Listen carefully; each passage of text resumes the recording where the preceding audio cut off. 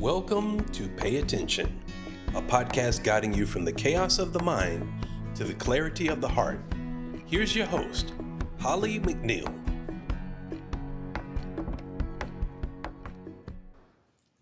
Hello, and welcome to December 31st, 2025. Today marks so many things. It is the this is the last day of the first quarter of the 21st century.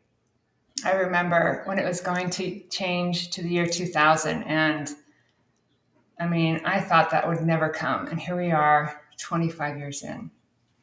I know that anyway, but I'm pretty aware of where we're at in the new year because New Year's Day is my birthday, which sounds cool. People are like, that's really cool, but actually it's not super cool because most people are hungover on my birthday and it's just a week after Christmas and people are like, oh yeah, it's her birthday. But I have learned to embrace it.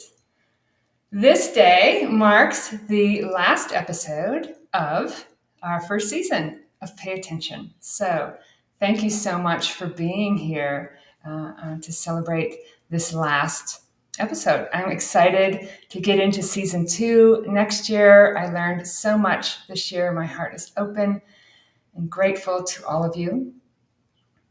This is my first podcast episode without a pre-recorded middle section. So yikes, we'll see how that goes. And of course, it's New Year's Eve. So happy New Year's Eve, everyone. Thank you for joining me today. Today I want to talk about, this is how this episode is going to go down. I want to talk about New Year's resolutions and why most of the time they fail and how you can change that. Then I'm going to launch into my story a little bit about intention and attention. And then I'm going to invite you to, in the comments, either if you're listening live or down the road, to write your New Year's resolution in the comments. Let me know how you're doing or what your plans are for the new year. But let's get into it. Why do New Year's resolutions tend to fail? Well, at the beginning of the year, everybody's into it. I'm going to work out. I'm going to eat better. I'm going to get that new job. Everything it's right in the front of your mind. It's in the present moment. You're aware of it. You're present for it, right? And this is what you want for your life. And this is what you hope for your life. And that's wonderful.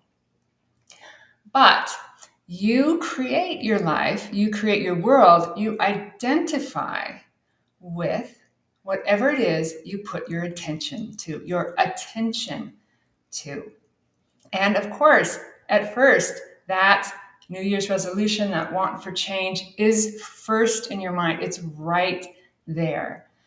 But then life happens. You go back to work the next Monday, you start going on the daily grind, and a lot of the times we live on autopilot. Our attention goes elsewhere. Our attention, when we're not aware, when we're not conscious, is somewhat kind of missing, right? We are on autopilot. And when that happens, the brain, the mind, creates from whatever it finds in your subconscious powerhouse.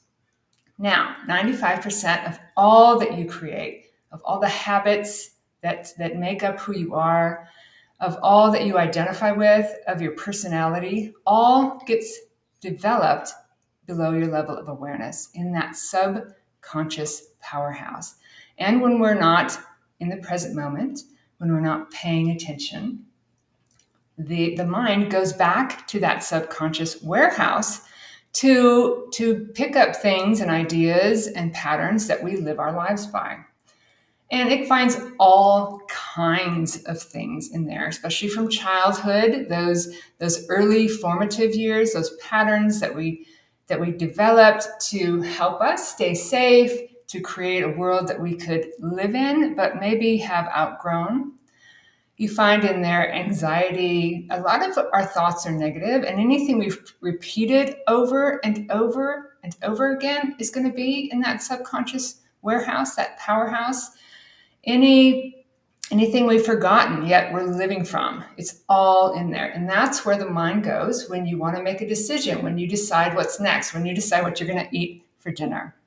But I can tell you one thing that's not in that subconscious powerhouse of yours, and that is that New Year's Eve, New Year's Day resolution. Oh my gosh.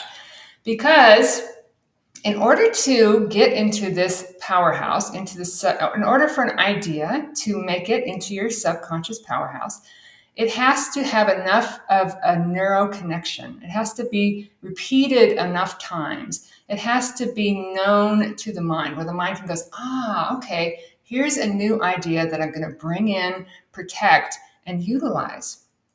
And that is where attention comes in. So if you want your New Year's Eve resolution to work, if you want to really create it in your life, if you want it to be part of who you are, you make that intention and then you bring your attention back to it over and over and over again. So I'm going to tell you a little bit of a story about my intention. It wasn't exactly a New Year's Eve resolution. Oh, I can't say that word. It wasn't a New Year's Eve resolution. It was something else. It was a vow I made to myself when I hit rock bottom. And sometimes to make change, to really find that change we want to make and stick with it and keep our attention on it, we do have to, I guess, hit rock bottom as humans. And at this point in my life, I was 34, and it was a really super horrible, horrifying time in my life. And it's very personal and it's very intense. And I've agreed to tell that story on another podcast in a couple of weeks called The Stories I'm Telling Myself by Rita Ernst. So if you want to hear how I got myself in such a low place, tune in there. So I found myself crying on the toilet in the middle of the night. This place I was in was life-threatening. I was worried about my future, my children, and I'm sitting there, and it was so low, and I knew that there had to be better. There has to be better than this. I didn't know what it was. I was so lost, so stuck in my old patterns, only seeing life through the anxieties, the low self-worth, the unlovability that I believed that I identified with, that was in my subconscious powerhouse. I was so stuck in that, but it hurt so bad that I knew, oh my God, there has to be better than this. So I made a vow that night to God, Buddha, the universe, anyone out there listening, help me out of this and I will change. Give me another chance and I will do better. I believed that I could do better. I believed there had to be better. And I got that second chance.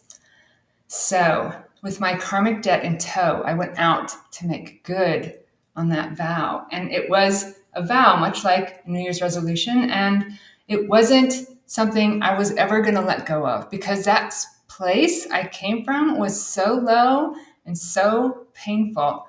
I wasn't going to stay there. I had another chance and I was going to make good.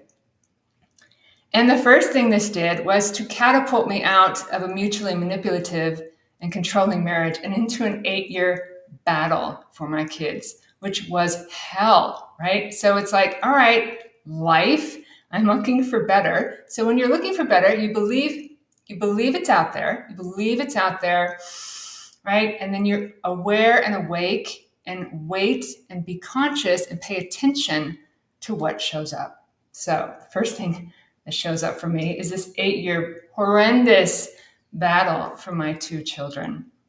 And if you want to know more about that, head back to the Thanksgiving episode. So, I held on to them for 8 years because I knew how important it was, but it was horrible. Court case after court case, police episode after police episode, destroyed apartments, dealing with my ex. It was really bad. But in making this vow and making this intention and giving my attention to it, things started to show up to help me along my way. Things started to show up to help me along my way. It started when I walked into a Barnes & Noble in Sioux Falls, South Dakota. I was living in South Dakota, working across the state. And then on the new arrivals table was Cheryl Richardson's book, Stand Up for Your Life. Picked it up, I opened it, and in the introduction it says, be careful what you ask for, because when you ask for change, the universe will come in and rock your world. When you're paying attention to it, when you're looking for it, when you're keeping that intention, it will send you the right people, events, and situations to help you along your way. And that is exactly what happened. I read Cheryl Richardson's book. The next one to show up was Louise Hay's You Can Heal Your Life, Wayne Dyer's There's a Spiritual Solution for Every Problem. And so while I was going in this, while I was in the heat of this battle, which I needed to go through. I was so self-absorbed, so anxious, so I don't know all the words I was, but I needed to go through that. I needed to stand up for my kids. I needed the fight because I would stay strong in front of the kids. I mentioned this before. And in front of the police, in front of the lawyers, in front of all of that. And then when they would leave for the weekend, I would crumble to pieces on the floor. But with that intention to find change, every time I picked myself up, I saw myself a little different. And in these books, if I had a question, the next thing I read was the answer. Or maybe it was somebody who walked by and I heard a conversation. And so for that 8 years, that held me. That vow, that intention kept me going in the heat of all that battle. I eventually moved to Minneapolis to do more with my spiritual career, to do more with my career as an architect. There I did, things again kept showing up. I was always on this path. Actually, I wasn't always on this path. There was a time when I remember when I first moved to Minneapolis from the Black Hills of South Dakota, and I thought to myself, wow, I forgot my journey. I'm not on that path anymore. And boom, life just like hit me in the face with more struggle. So I vowed not to ever fall off that wagon again. But in Minneapolis, I did John Kabat-Zinn's 8-week mindfulness-based stress reduction course. I checked out Zen Buddhism, and I found Common Grounds, which is a lovely Buddhist center. And about 10 years into my journey, I realized, you know what? I have something to say here. It's not just about me anymore. I'm learning something here that's important. So at that time, I put 2 vows, 2 more intentions out to the universe. The first was to retire from architecture before I turned 50. And the second was to have the time and space to write about all I was learning, all that was unraveling, right? And speaking of unraveling, that is the journey, finding that awareness. I didn't know it at the time, but our minds are so solid and seem so solid and real from all of that stuff in our subconscious powerhouse. But the journey to better, the journey to peace is softening that, unraveling that. And I was finding my way. Eventually, wanting even more, I moved to the greater New York City area. And it's just really, truly amazing to me how things showed up. I was working in Stamford, Connecticut, looking for a mindfulness class or a meditation class. I Googled it, and within a mile of my work, there's a meditation class. I go to the class. It's the new Kadampa Buddhist tradition. Don't know anything about it. And it was on compassion or love. It was lovely. And the second class, as I'm leaving, I hear somebody walk up to the teacher and say, is there a deeper study group? Is there a deeper way, a deeper path for these practices? And she goes, you know what? We just finished a study group of 5 years. And in 2 weeks, we're starting a new 2-year book study on the new heart of wisdom, which is all about emptiness. The new heart of wisdom is all about emptiness, the biggest teaching in Buddhist studies, practices. And there it was for me, a book study group. And I was there and I was available for it. And I went week after week with that intention in mind. And when I read things, I could see what it was trying to tell me. And it's, again, continuing to loosen all of these beliefs in my head. And about a year into this study group, I decided to, at 49 years old, pack up everything I had, leave everyone I know, to move across the country and take a job still with my office, but working for Stanford in California. This job was in San Francisco, downtown San Francisco. I'm from South Dakota. Oh my God. And I didn't know a soul there. I didn't know anyone there, not one person. Who does that at 49 years old? And I talked to the teacher, the Buddhist teacher, and I tell her about this, and she goes, you know what? We have a community. This brings me to tears. We have a community in San Francisco, a Dharma house that you can stay in once you get there. So I got my car. I drove all the way across the country to live in a Buddhist Dharma house in San Francisco. It was amazing. It was an experience of a lifetime, and it was all part of this journey, all part of this intention. And when I got there, they were studying the same book and just pages away. So although I loved my teacher in New York, she was so amazing, I still got to finish the book, which was, amazing. I'm still amazed by this. I should have written everything down, because these daily miracles kind of happen, well, obviously daily, right? So I practiced, I finished the book, and there I am in San Francisco, and I retire from architecture 2 days before I turn 50. I moved down to Orange County, and I sit down to write all that I had learned, I had the time and space to do it, to figure out what this journey means for me, to figure out how I can share it with others. So I wrote and I wrote and I wrote for 6 years. I wrote, and I'm printing out a book proposal for the Hay House competition. And I look over the pages.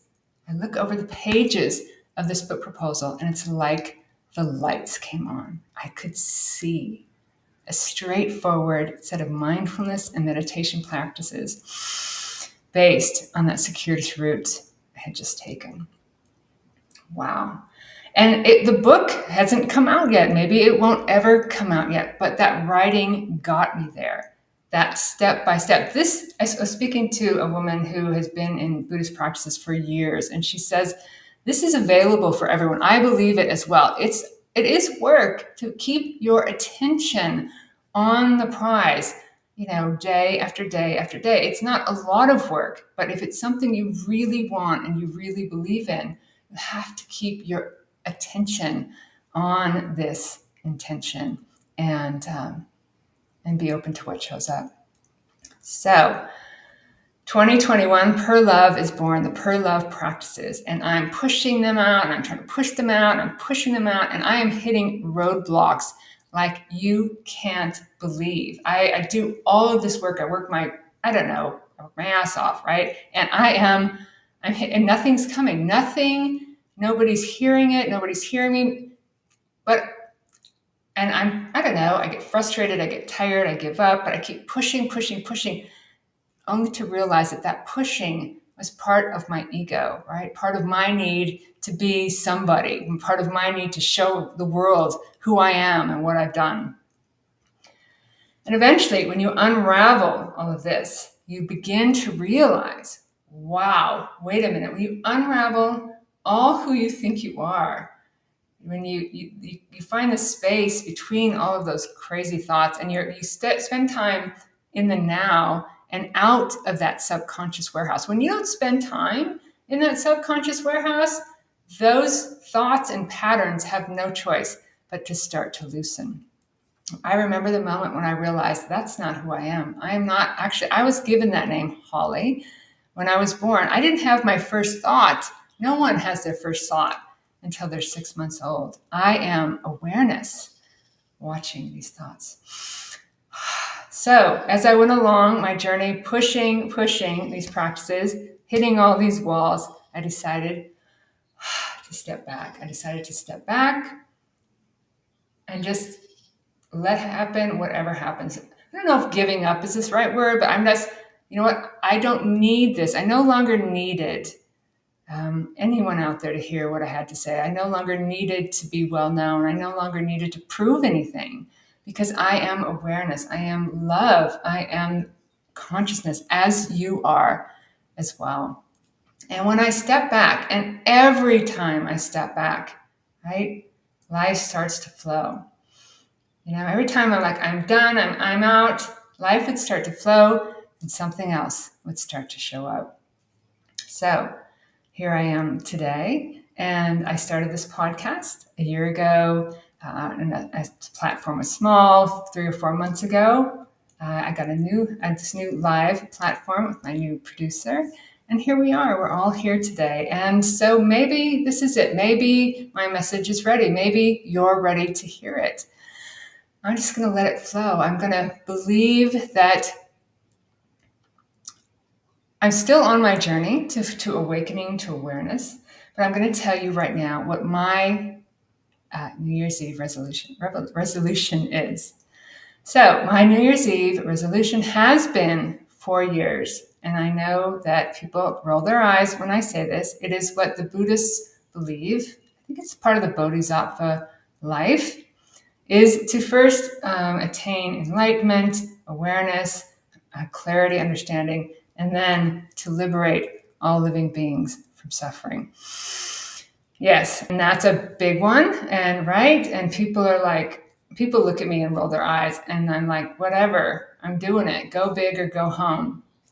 But additionally, my New Year's resolution is to live in the present moment with an open heart so that I can serve whatever shows up. I'm here, I'm open to serve, to create in whatever way I can from now, from my birthday, tomorrow, to however long I'm here, to share what I've learned for anyone that wants to hear it. So thank you for listening to my story and my intention, which has been fruitful. And it's available, this power of intention, this power of belief, if you put your attention to it. So now I invite you to make your own New Year's resolution, as we always do, with your open heart. What is it that you want? What is it that you want for your life? What is it what you want to see in the next few years? Where do you want to be in 5 years? And then I invite you to go back to it. Pay attention to it. Believe that it's possible. Feel what it would feel like if it's there. There's so much in the universe pulling for you if you're paying attention. If you're not, of course, that subconscious powerhouse is going to dig out whatever old habits and patterns are in there and make them stronger.